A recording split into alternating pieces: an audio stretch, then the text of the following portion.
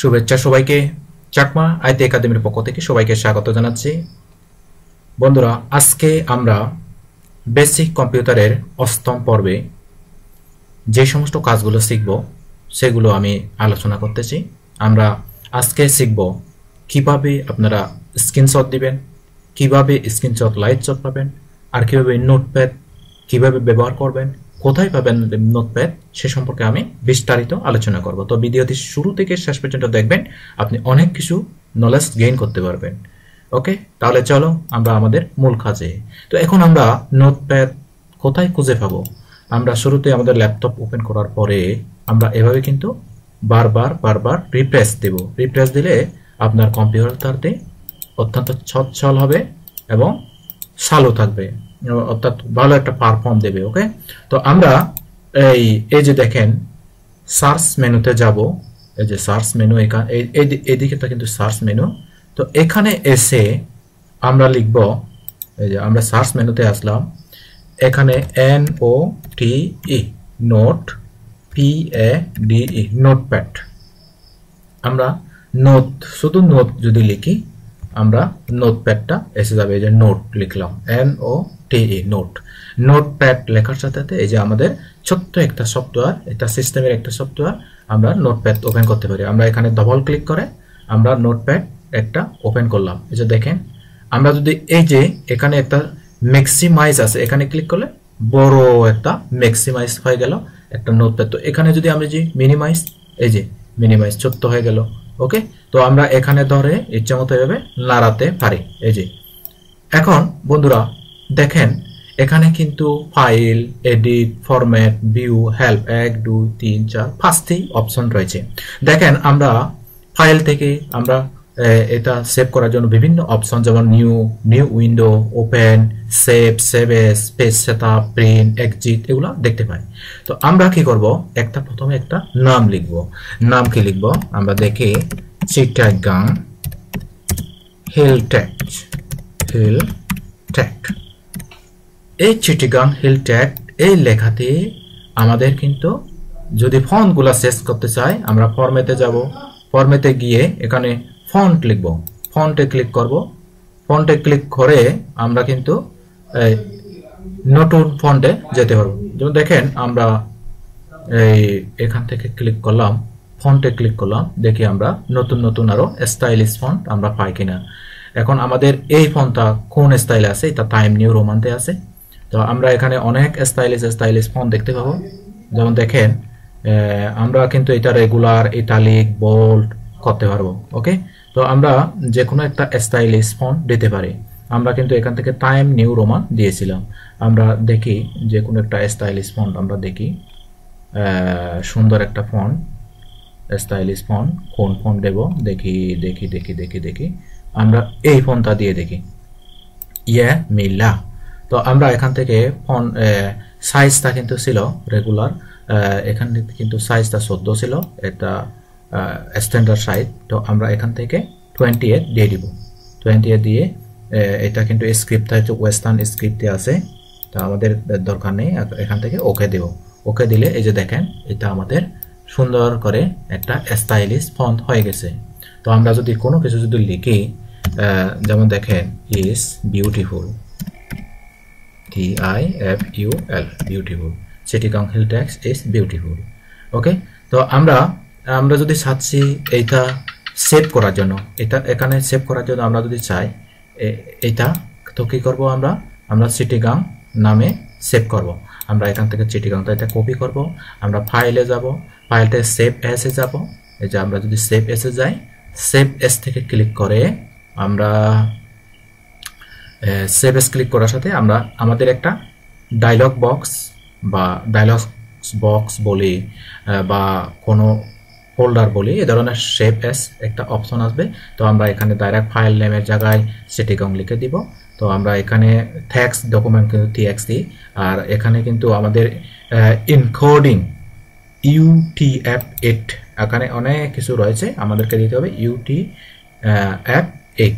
এখন আমাদেরকে দেখিয়ে দিতে হবে কোথায় আমরা সেভ করব। এখানে কিন্তু ডেস্কটপ আছে, তো আমরা যদি চাই জি ড্রাইভে সেভ করার জন্য আমরা জি ড্রাইভে সেভ করতে পারি।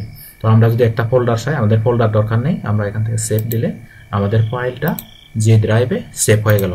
এখন আমরা যদি চেক করে দেখি আমাদের ফোল্ডারটা কোথায় সেভ হয়েছে, আমরা এই যে দিস পিসিতে আসবো। দিস পিসিতে এসে আমাদেরকে খোঁজ নিতে হবে কোথায় সেভ হয়েছে।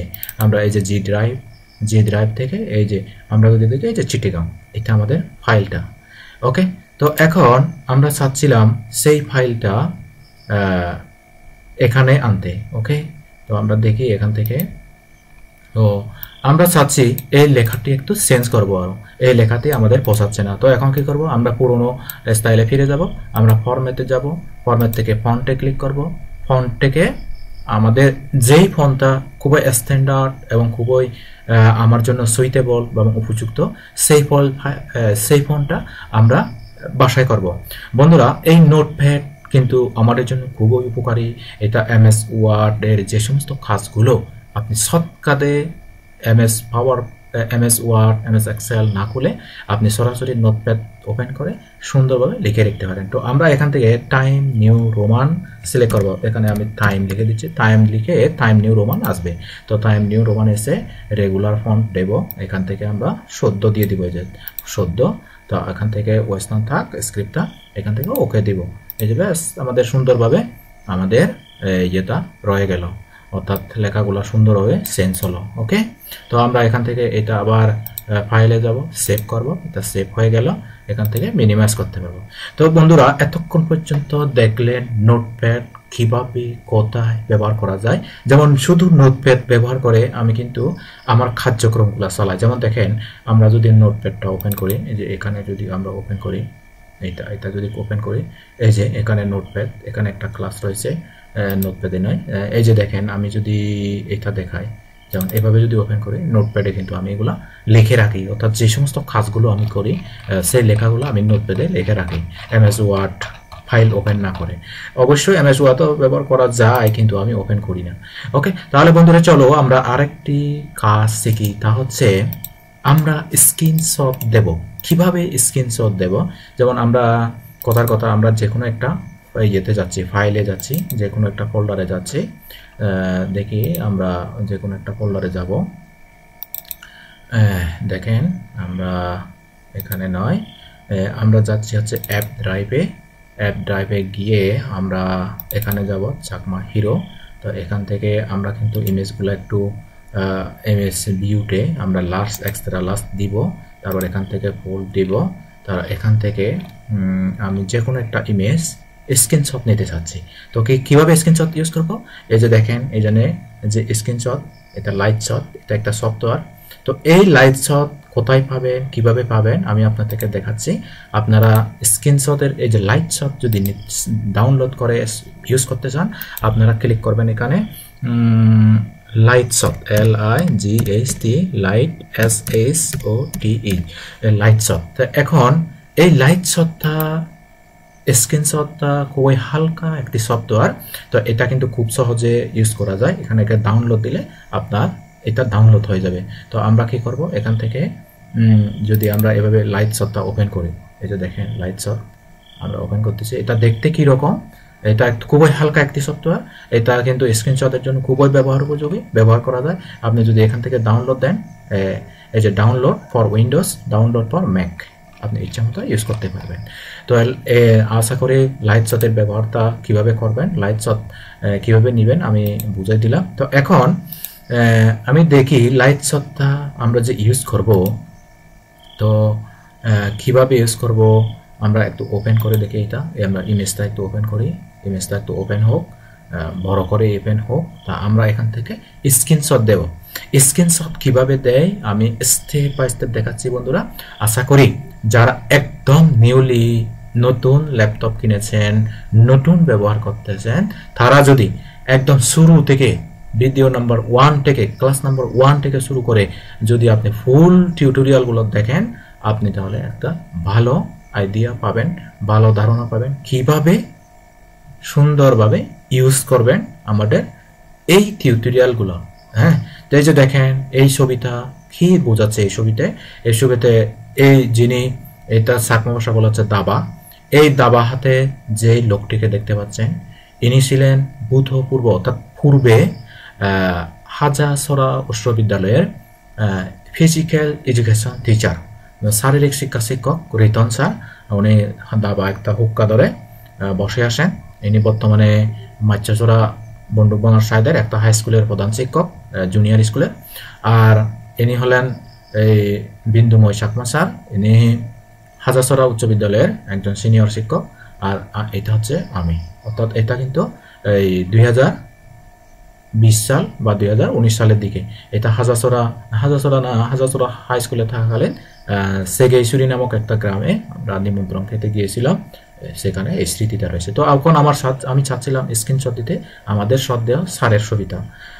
তো এখন লাইভ শট ক্লিক করব। আমরা লাইভ শটে ক্লিক করে আমরা এরকম করে তার শুধু আমরা ফেসটা নেব, এরকম করে আমি স্যারের ফেসটা আমরা নিতে চাচ্ছি, এরকম করে একটু বড় করে এতটুকু করে আমরা নেব। ওকে, তো আমরা আরেকটা এটুকু এদিকে টানি। ওকে, ব্যাস। তো আমরা এখান থেকে লাইট শট হয়ে গেল। তো আমরা এখান থেকে স্ক্রিনশট স্ক্রিনশট দিয়ে দিলাম। এটা আমাদের ইমেজটা স্ক্রিনশট দেওয়া হয়ে গেল। তো কিভাবে স্ক্রিনশট দেব আমি এতক্ষণ দেখালাম আপনাদের। তো স্ক্রিনশটটা এখানে রয়েছে। এই যে আমরা যদি এই স্ক্রিনশটটা যদি বড় করে দেখি, আমরা ওপেন করব, দেখি আমাদের কত বড় করে স্ক্রিনশটটা দেখায়। তো স্ক্রিনশট যেহেতু আমি বড় করতে যে দেখি ঘুরতে ঘুরতে যে দেখা গেল আমাদের স্ক্রিনশট। এভাবে যদি দিই ইমেজটা বড় হচ্ছে। এভাবে যদি মাউসের যে ছাকা রয়েছে ওইটা যদি ঘুরাই ইমেজটা বড় হচ্ছে, ইমেজটা ছোট হচ্ছে। ওকে, আর আমরা এখানে কিন্তু এই যে প্লাস আছে, প্লাস এক দিলে বড় করতে পারে, মাইনাস দিলে ছোট করতে পারে। তো স্যারের হাসি মাখা মুখ, স্যারের দীর্ঘ জীবন এবং সুস্থতা আমরা কামনা করি। তো আমি এটা মিনিমাইজ করতেছি। তো লাইট শট কিভাবে ব্যবহার করবেন আপনারা জেনে গেলেন।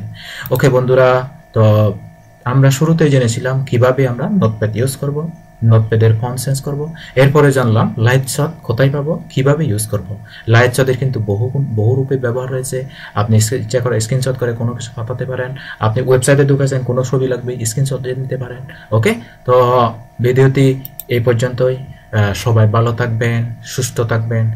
যদি আমাদের এই ভিডিওটি হেল্পফুল মনে হয়, আপনার উপকারে আছে, তাহলে আমাদের সাবস্ক্রাইব করে পাশে রাখতে পারেন এবং ফেসবুক পেজটি ফলো করে পাশে রাখতে পারেন। আর যদি চান নিয়মিত কোনো তথ্য আপডেট পেতে আমাদের গ্রুপ রয়েছে চাকমা আইটি একাডেমি, সেই গ্রুপে জয়েন হয়ে থাকতে পারেন। তো ততক্ষণ পর্যন্ত সাথে থাকার জন্য অসংখ্য ধন্যবাদ জানাচ্ছি সবাইকে। Tata, bye bye.